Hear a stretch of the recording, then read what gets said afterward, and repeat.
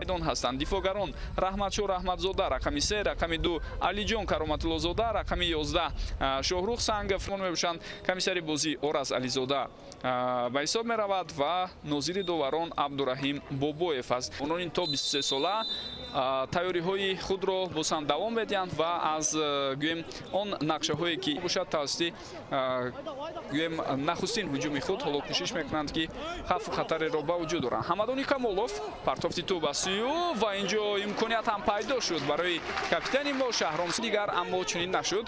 Ҳамадони Камолов Рустам Соиров ва дар ин ҳолат зарбае ки иҷро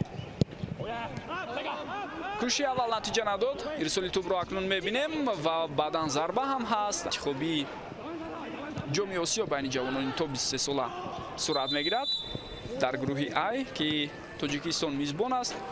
Ҳамин гуна ҳолатҳоро истифода мебурданд. махсусан дар ҷоми ҷаҳонӣ кишвари Бразилия хотиратон бошад чӣ гуна мо гол зада будем. Бале бисёр ҳам хуб, аммо зарба танҳо бастуни ташкилкардаи бозигарони дастаи ҳариф расида. Баргашт имконияти навбатӣ ва бисёр ҳам хуб дарвозабони ҳариф Самсоиров. паси навбатӣ ӯ имконият аст. Ҳамадони зарба мезанад, аммо садгузории саривақтӣ аз сӯи футболбозони ҳонконги. Фатулло Олимзода зарбаи ӯ аз масофаи дур ва рост ба дасти дарвозабони ҳариф. ин рӯхат ба ҷоми Осиё инҷо фурсати бисёр хуберо аз ин гуна имкониятҳо самаранок истифода баранд.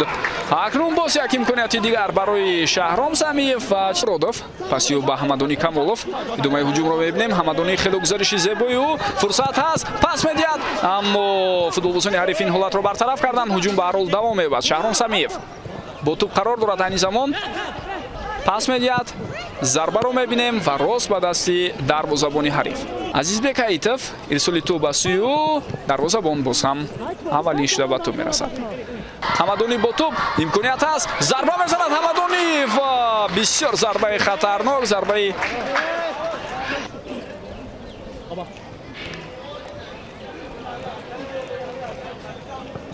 ба таври зарурӣ истифода набурданд.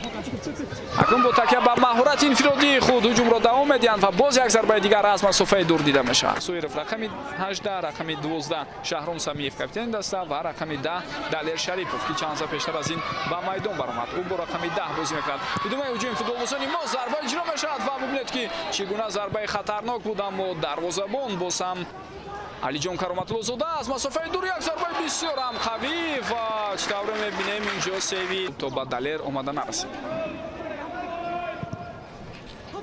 боз як ирсоли дигар, вале ҳам зебо гузариши олию идомаи ҳамларо мебинем. Фурсати беҳтарин, аммо на футболбозони мо тӯбро ба бозӣ медароранд. Азизбек Аитов пас медиҳад ба Шуҳрат Элмуродов. идомаи ҳуҷумро мебинем. Фурсати навбатӣ бисёр ҳам олӣ, зарба ва гол. Билохира ба бозигарони мо муяссар шуд ки ба дарвозаи ҳариф гол зананд ва чӣ тавре мебинем ин корро Шуҳрат Элмуродов анҷом дода истодааст. яке аз бори дигар метавонед бубинед, махсусан пасе ки бо қафои пой равон кард. дар ҳамин ҳолат ҳамлагари мо Шаҳром Самиев олӣ буд ва Шуҳрат ҳам дар навбати худ зарбаро беистиҳола зуд ҷониби дарвозаи ҳариф равон кард. дарвозабон дар ин маврид дигар кӯмак карда натавонист. то ҳамин лаҳза мудом Понг Чеукҳей дарвозабони ҳонконгӣ садди роҳи дифоъ, аммо дар ин лаҳза чӣ тавре мебинем хато сурат гирифт. Шаҳром Самиев бо тӯб имконияти навбатӣ барои футболбозони мо. зарбаи Шаҳром ва дарвозабон бо мушкилӣ баргардонида истодааст. Шаҳром Рустам корро шурӯъ кард. хело таҷрибаи калон дорад, медонад чӣ гуна ба ҳамин гуна мусобиқаҳо шогирдони худро тайёр кунад. Ҳамадони Камолов паси ӯ фурсати идома додани ҳуҷум ҳаст, вале бубинед ки дар ин ҳолат Азизбек хело ҳам олӣ тӯбро нигоҳ дошт. дар ин ҳолат Рустам Соиров ва баъдан зарбаи ӯ, аммо боз пас медиҳад ба ҳамдасташ. Ҳамадони Камолов фурсат барои Ҳамадонӣ, зарбаи ӯ ва баландтар сипарӣ шуда истодааст. яъне мо бештар ба хати ҳуҷум моил будем, вазъиятҳои хатарноки зиёдеро ҳам кӯшиш кардем ба вуҷуд орем. инҷо фурсати бисёр ҳам олӣ барои футболбозони ҳонконгӣ ва бубинед ки ба онҳо муяссар мешавад ки дар дақиқаи 92 рақобат ҳисобро баробар кунанд. бозӣ мекунад. Дар ин ҳолат ба задани гол муваффақ шуд. Инҷо пеш аз ҳама дарвозабони мо аз мавқеи худ берун шуд. Сурабхӯҷа Юсупов мавқеъро холӣ монд.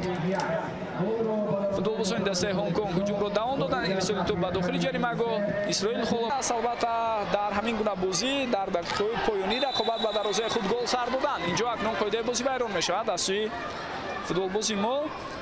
Абдуфаттоҳ Худойдодзода корти дуюми зард ва ӯро аз майдон хориҷ мекунанд. Бисёр ро ба гол табдил доданд. Мо бошад фурсатҳои беҳтарин ва бештарини голзаниро сарфи назар мекунем ва истифода бурда наметавонем. Бисёр испос мекунам бинандагони гиромӣ ки тӯли ин муддат ҷараёни рақобати дастаҳои мунтахаби Тоҷикистон ва Ҳонконгро шумо якҷо бо мо тамошо кардед. Ёдовар мешавам ки бозии байналмилалии рафиқона миёни дастаҳои мунтахаби Олимпии Тоҷикистон ва Ҳонконг буд ки рӯзи 15 июни соли 2023 милодӣ дар варзишгоҳи Талку Аренаи шаҳри Турсунзода баргузор шуд ва он бо ҳисоби мусовии 1-1 хотима ёфт. Рӯзи 19 июн бозии такрорӣ бо иштироки ин дастаҳо дар ҳамин майдон сурат мегирад.